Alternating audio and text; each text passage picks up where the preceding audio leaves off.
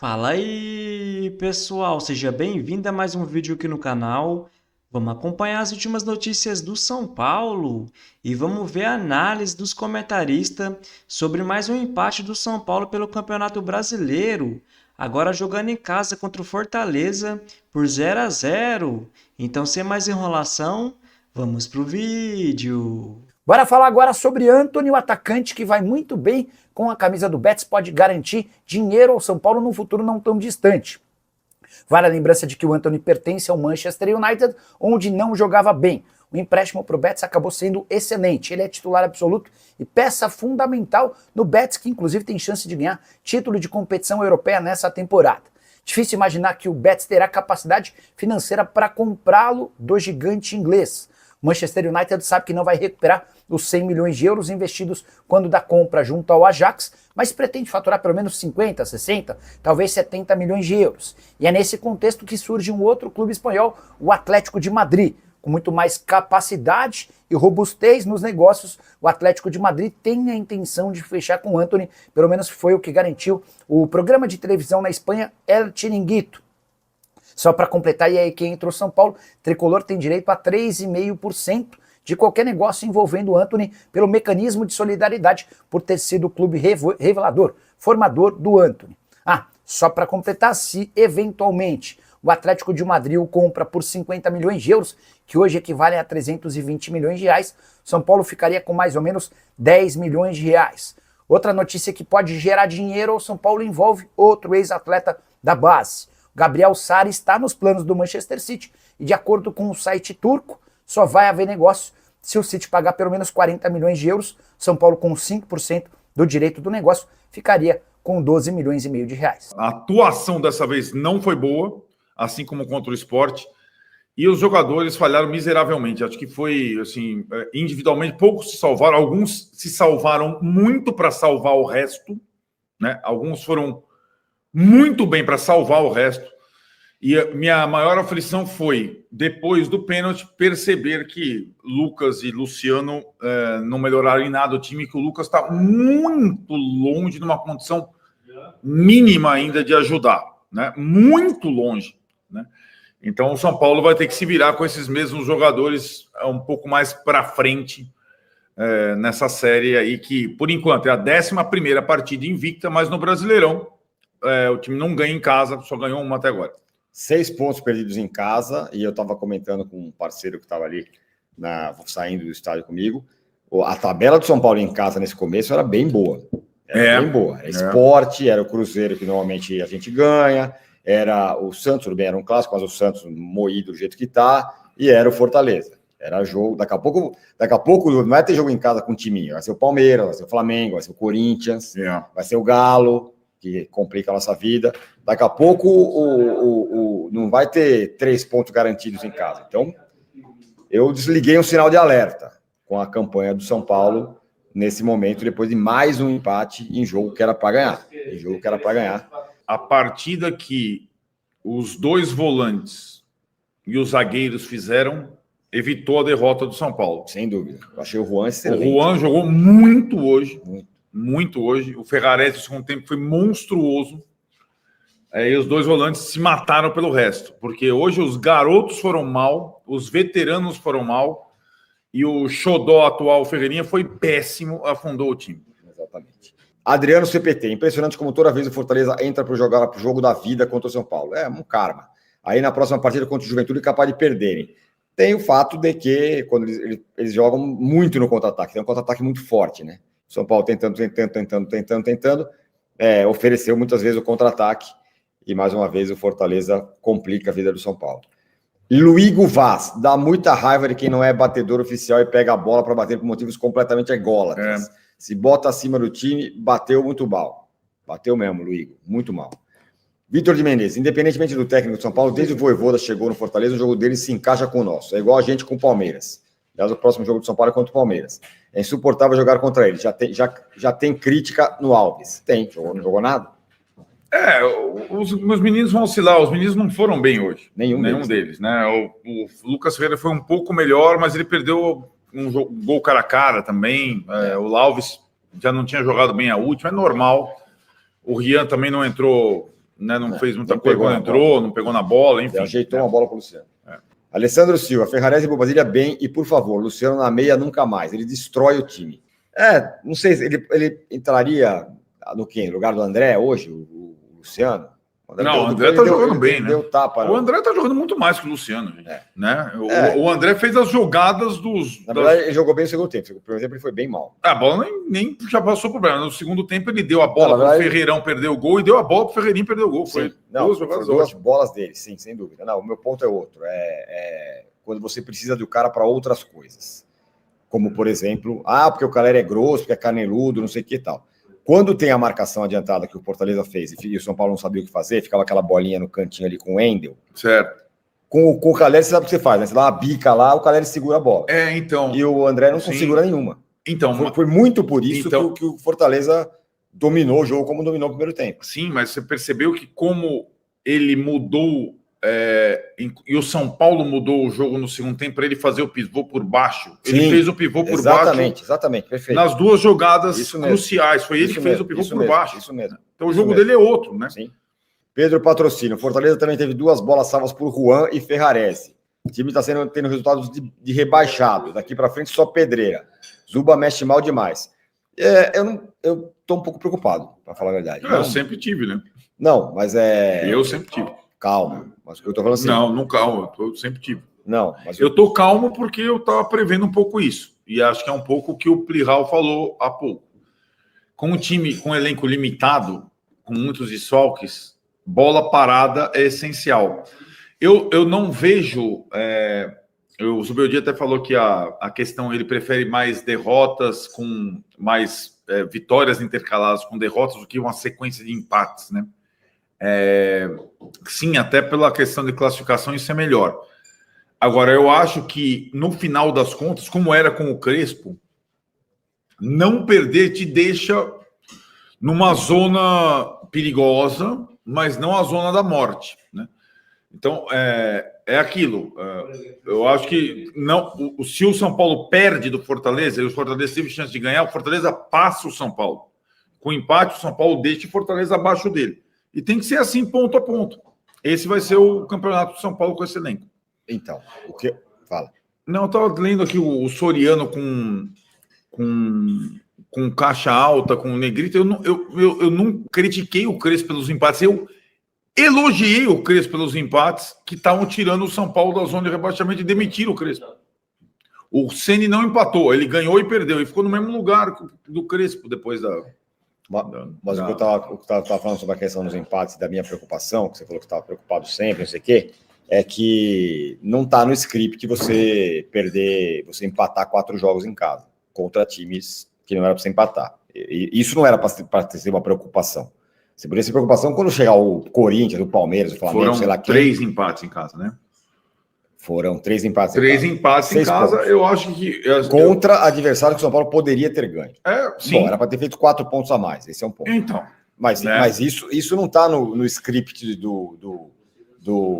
da preocupação prévia. Porque o São Paulo teve a chance de ganhar. É sobre isso que eu estou falando. Não, sim, mas vamos lá, vamos pegar. Contra o Sport, por exemplo, você pode ter o time que você quiser, você tem que ganhar. Sim, hoje, se você espremer, o empate não foi injusto. Não foi. Hoje o São Paulo poderia ter perdido. Sim. E entre perder e empatar, que empate. Sim. E eu acho que aí é um mérito muito dos jogadores de defesa do São Paulo que se mataram pelo menos para não tomar gol. Sim. O São Paulo está jogando palmo a palmo o campeonato. Não tem essa... Ninguém tem essa impressão de que o time vai fazer grandes coisas com esse elenco. Não dá. Os principais jogadores do São Paulo estão fora. E ali o Zobedia também falou da volta deles, né? O Pablo e o Arboleda talvez voltando em Lima e o Oscar um pouco mais para frente. O jogador que mais faz falta para o São Paulo nesse ano não é o Lucas, é o Oscar.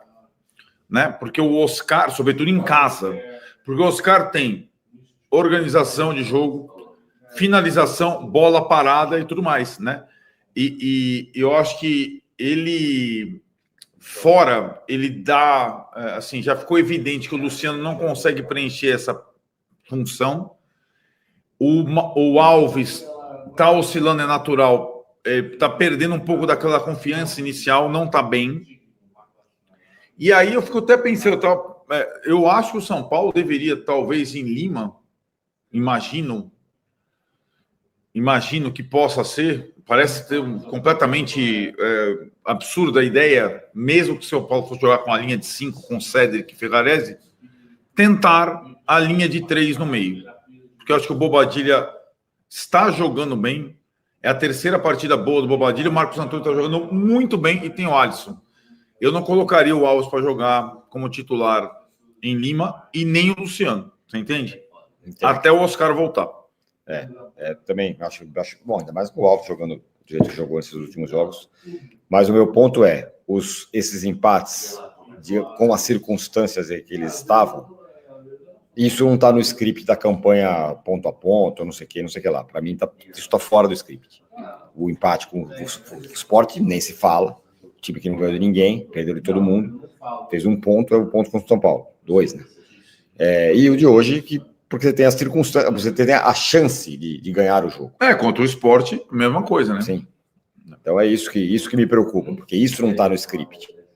Porque você provavelmente não vai ter essa circunstância de não jogar tão bem e ter a chance de vitória contra o Palmeiras. Isso. Não vai ter. Perfeito, eu concordo plenamente com você.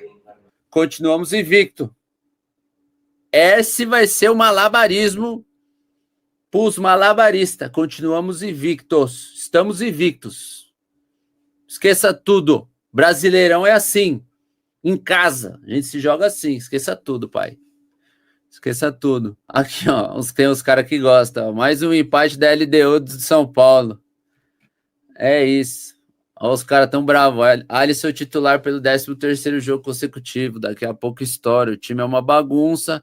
Não tem esquema tático. É um bumba meu boi. Eu vou marcar o fera. Tem um fera no Twitter? Tem. Esse eu vou marcar. Eu vou lá numa resposta dele e vou falar: e aí, paizão? E o nosso padrão de jogo ontem? Como é que foi? Porque eu vou falar uma parada aqui e não é nem pessoal. Foi só do que eu vi, tá? Nada do que eu tô falando é achismo. É tudo que a gente viu. Em 90 minutos. Ó, o cara tá feliz com o Alan Franco. O Alan Franco joga a bola, brabíssimo. Ó, a impressão é que é um time desconectado que sofre muito para fazer algo simples. Os caras tá bravo. Olha lá, de que adianta ser invicto se não ganha? 38 pontos no campeonato, não cai invicto. Paizão, Naga, não sou eu que tô falando, meu parceiro. É os caras, é os malabaristas que vão falar, dois times, igual tinha um cara no Discord, pelo menos a gente continua invicto. Nós e o Flamengo, é isso. Renato de Andrade, o técnico estraga o time, mexe errado todo jogo. Não, a escolha do Rian no Ferreirão me pegou. Ele tava indo bater o escanteio e saiu. Essa me pegou. Aí os caras, vou perguntar, aquele maluco do Twitter, irmão, se eu sei que você vai estar aí, eu vou lá eu vou lá no Twitter e vou falar, e aí, pai, e a leitura hoje? Foi boa? Aí ele vai falar o quê? Aí ele vai falar que eu sou uma malabarista, que eu sou personagem, que eu tô aqui de sacanagem pra mim continuar assim. Aí ele vai falar, mas e se o Ferreirinha? Ah, tá, mas e se o Fidic? Ah, mas e as peças? Mano, malabarismo, paizão. Continua fazendo seu malabarismo. Daqui a pouco eu mando uma mensagem pra tu. Bobadilha só se esconde atrás do marcador. Marcel, ele nem se esconde, tá? Papo reto. Quando a saída de jogo não funciona, vamos supor, o Bobadilha, o Alisson vai lá pra perto do Rafael. Mano, é só voltar o jogo e ver. O Alisson vai pra perto do Rafael pra sair jogando. O Bobadilha tá sozinho no meio campo contra 3. Ele não tem o que fazer, mano. Não temos saída de jogo. O Alisson se marca. Ele manda. Não é que o Alisson fala, vou me marcar e vai. A saída de jogo, quando você abre mão de um jogador em campo para colocar um jogador no goleiro, você já tá em inferioridade numérica, já tá 10 contra 9 lá. Você toca pro lado, tem 2 caras já marcando 3. E os outros 3 meio-campo tá marcando Bobadilha. Já era, pai. Os Ferreiras não podem perder essa chance. Cara, então, nesse esquema que a gente fica exposto, vai fazer o que dos moleques? O Ferreirão contra o Ceará tava contra 4. Hoje ele tava contra 3, mano. Quer que o moleque faça o quê? O moleque é bom pra caramba, mas não é mágico, pô. Enquanto o nosso volante estiver entrando no zagueiro lá pra sair jogando, pô, nós vamos ficar numa inferioridade numérica, vai ficar sobrando 2 pra cada um toda hora, mano. Mais de um ano de trabalho e não tem evolução? Não tem, velho. Não tem nada. Ele pode ser boa pessoa, ele pode ser bom de treino, a galera pode gostar dele. Com isso eu não sei. Não vou meter meu bedelho onde eu não vejo. Agora, jogo que a gente vê, vocês veem o mesmo jogo que eu, cara. E não é quem tá na arquibancada, quem tá em casa, quem tá narrando, comentando, nada. É isso, mano. Esse é nosso, tá ligado? Esse é o nosso estilo de jogo. Então vamos comentar sobre essas últimas notícias do São Paulo. E o Tricolor empatou novamente pelo Campeonato Brasileiro, agora jogando em casa contra o Fortaleza por 0-0. Até aqui são 7 jogos disputados, com 6 empates. O São Paulo disputou 21 pontos e ganhou apenas 9. Ainda tem que escutar alguns comentaristas falar que o São Paulo faz um bom campeonato porque está invicto, que não faz nenhum sentido. E o Zubeldia mandou o São Paulo a campo ontem com Rafael no gol, Ferrarese, Juan, Alan Franco e Wendel, Alisson, Bobadilha, Lucas Ferreira, Matheus Alves, André Silva e Ferreirinha. E na minha opinião, o São Paulo não fez um bom jogo ontem, principalmente no primeiro tempo, quando a zaga estava totalmente perdida e o Fortaleza chegava com muita facilidade ali no ataque, sempre trocando passes. Já no segundo tempo, o São Paulo voltou um pouco melhor, mas não conseguiu abrir o placar, né, galera? Mesmo com a entrada do Lucas Moura, do Luciano, teve um pênalti a favor, mas o Ferreirinha bateu e bateu muito fraco, né? O goleiro do Fortaleza catou. O Matheus Alves muito abaixo, mas normal, né, galera? Os garotos da base oscilar. O Lucas Ferreira também não fez um bom jogo como vinha fazendo. O Ferreirinha também, né, muito abaixo. O time do São Paulo inteiro, né, galera, não jogou tão bem ontem. E agora vamos ver as notas do público para os jogadores do jogo de ontem. O Rafael teve a nota ali de 5.8. O Ferrarese, que jogou na lateral direita improvisado, teve a nota ali de 6. O Alan Franco teve a nota de 5.8. O Juan teve a nota ali de 5.3.